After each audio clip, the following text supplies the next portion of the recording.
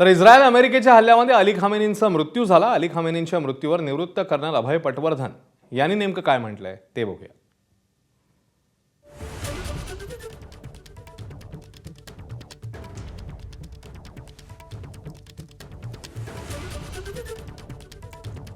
गेले 2 महिन्यापासून युद्धाचे पडघम वाजतात आहेत.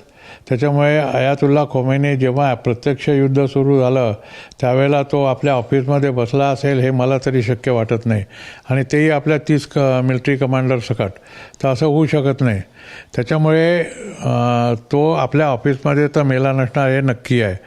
तो गेला असेल आहे आपल्या बंकर्समध्ये, जे अंडरग्राऊंड बंकर्स आहेत.